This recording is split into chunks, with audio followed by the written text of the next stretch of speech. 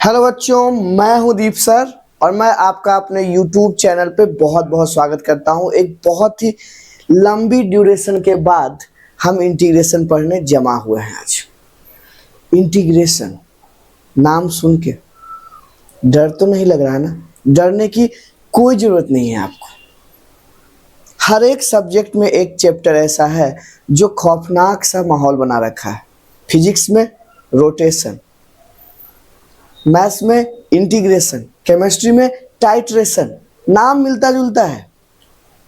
तो आप डरे नहीं। सबसे बड़ा इतना सरदर्द बना हुआ है कि खुद पे कॉन्फिडेंस ही नहीं आता कि क्या इंटीग्रेशन मुझे समझ आएगा या नहीं आएगा। आने के लिए क्या क्या लगेगा या जाने के लिए भी क्या क्या लगेगा, क्योंकि इंटीग्रेशन आएगा समझ या नहीं आएगा ये कौन बताएगा। पढ़ने के बाद अक्सर लोग इसे छोड़ दिया करते हैं। क्या आप भी इसे बीच में छोड़ दिया करोगे?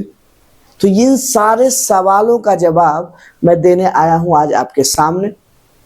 और इंटीग्रेशन, व्हाट इज इट, क्या है ये जो इतना सरदर्द बना हुआ है इंटीग्रेशन।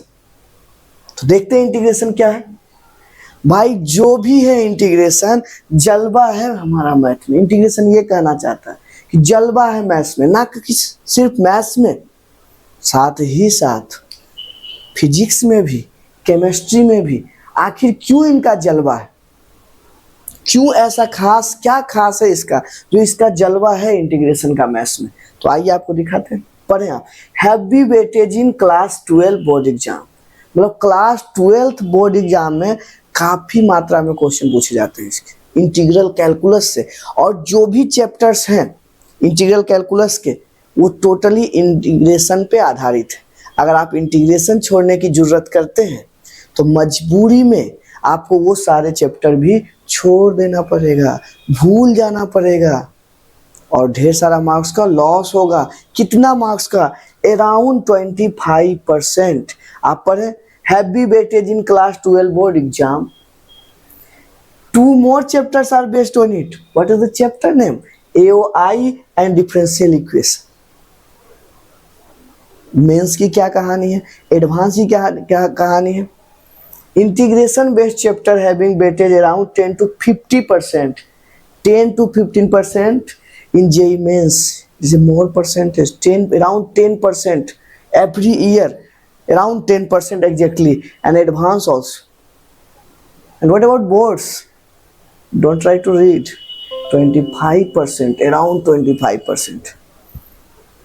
इसीलिए इनका इतना जलवा है। साथ ही साथ अगर आप इंटीग्रेशन जानते हैं तो आपको ये आसान कर देगा कहाँ पे? फिजिक्स और केमिस्ट्री के कुछ चैप्टर्स को, इलेक्ट्रोडायनेमिक्स, इंटीग्रेशन, मैकेनिक्स में भी इंटीग्रेशन जरूरत पड़ेगा आपको। साथ ही साथ केमिस्ट्री में भी केमिकल काइनेटिक्स। मतलब ये मैथ्स में तो छोड़ो, इनका जलवा केमिस्ट्री और फिजिक्स में भी है। तो ये अब बताने की जरूरत नहीं पड़ेगा कि इंटीग्रेशन का कितना जलवा है और कितना इम्पोर्टेंस। तो आइए, इसका इतना डर भी क्यों है? अब बात तो है कि जलवा तो है, लेकिन इसका खौफ क्यों है इतना? जलवा है तो खौफ क्यों है भाई साहब? खौफ का बहुत सारा रीजन है। आइए मैं आपको बताता हूँ। Demands basic of some other chapters.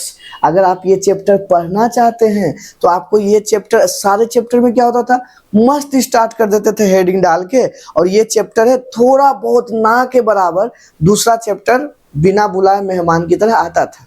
लेकिन ये एक ऐसा चैप्टर है कि अदर चैप्टर्स आना चाहिए, दो खास करके, एक ट्रिगोनोमेट्री का फॉर्मूला और डिफरेंशिएशन आपको अच्छे से आना चाहिए। और अगर नहीं आता तो एटलीस्ट डिफरेंशिएशन का बेसिक आना चाहिए। अगर ये नहीं आता तो इंटीग्रेशन भूल के भी शुरुआत ना ही करें तो बेहतर। आगे, इस टॉपिक इज इंपॉर्टेंट। इंटीग्रेशन का एक और खास बात है, ज़्यादातर आप मेरे क्लास में देखा होगा कि आप कभी भी आते हैं, 1-2 क्लास बंक करके आए होंगे ऑफलाइन क्लासेस में, और आपको ऐसा देखने को मिला होगा कि हमेशा दीप सर के क्लास में समझ आता है, चाहे कभी भी आए। लेकिन यहाँ ट्राई करूँगा मैं ऐसा होगा, लेकिन इसका चांसेस कम है। मतलब हर एक चैप्टर जो ये हर एक इस चैप्टर का हर एक टॉपिक इंपॉर्टेंट और कनेक्टेड भी है।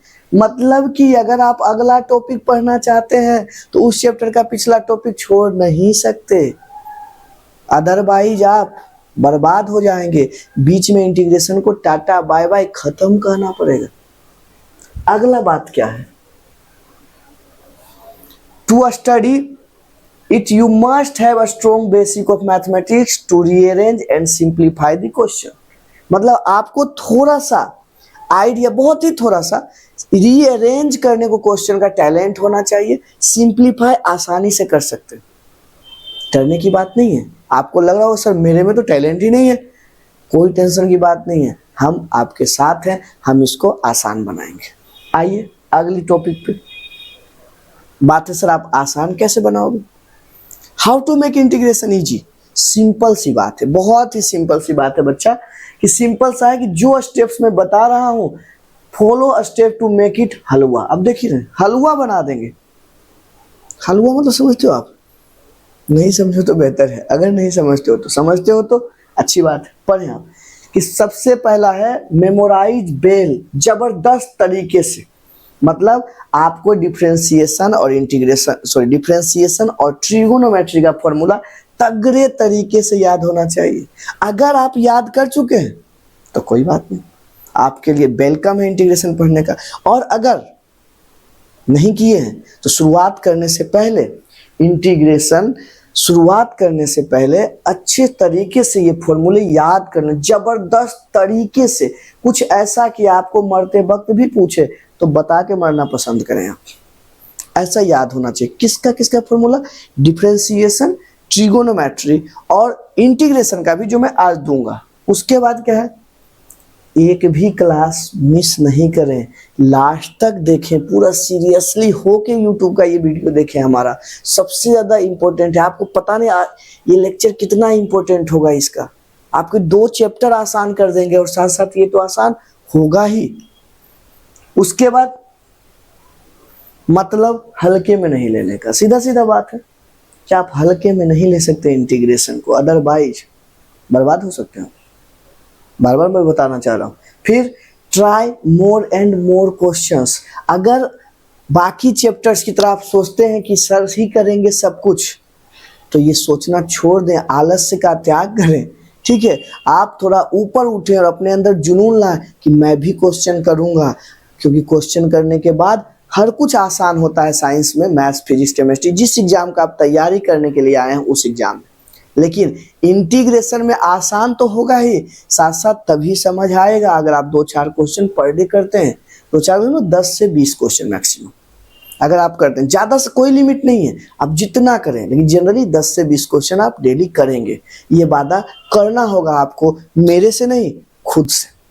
अगला लास्ट, इसमें एक अच्छी बात और है कि ये क्या है कि मतलब इसका क्या है, फिक्स पैटर्न टाइप भी बहुत सारा सवाल है कि ऐसा होगा तो आपको ऐसे इंटीग्रेट कर देना है, अगर वैसा कुछ होगा तो वैसे इंटीग्रेट करना होगा। मतलब आपको जैसा टॉपिक वैसा इंटीग्रेशन करने का है। मतलब कुछ चीज़ इसमें ऐसा फिक्स पैटर्न है, तो ये आसान बात हो गया ना जी। पैटर्न फिक्स है तो इसमें समझने का ही नहीं, बिल्कुल आसानी से हो गया। ये तो समझ रहे हैं आप बात। लास्ट, ये क्या याद, कौन सा फॉर्मूला, साथ ही साथ इसके बाद आप इंटीग्रेशन का फॉर्मूला आप याद रखेंगे। उम्मीद है आपको दिख रहा होगा ये सारे इंटीग्रेशन का फॉर्मूला। ये बेसिक्स मैंने ऐसे ही छापा है कहीं से, आप फॉर्मूला को आप बिल्कुल ऐसा कर सकते हैं, आपको दिख रहा होगा। मैं और बड़ा कर दूंगा तो शायद आपको चमकना नहीं चाहिए उतना, और आप बिल्कुल देख सकते हैं। ये फॉर्मूला आपको याद होना चाहिए, ढंग से याद होना चाहिए, तभी इस चैप्टर की मैं शुरुआत करूंगा, अदरवाइज कोई मतलब नहीं है। और लास्ट अगर आप इतना कर सकते हो तो इंटीग्रेशन से बिल्कुल डरने का नहीं, बिल्कुल डरने का नहीं। अगर आप इतना कर सकते हो तो इंटीग्रेशन से बिल्कुल डरने का नहीं। इतना करने के बाद ही हम इंटीग्रेशन की शुरुआत करेंगे, आज नहीं कल। क्योंकि इतना करने के लिए आपको वक्त चाहिए।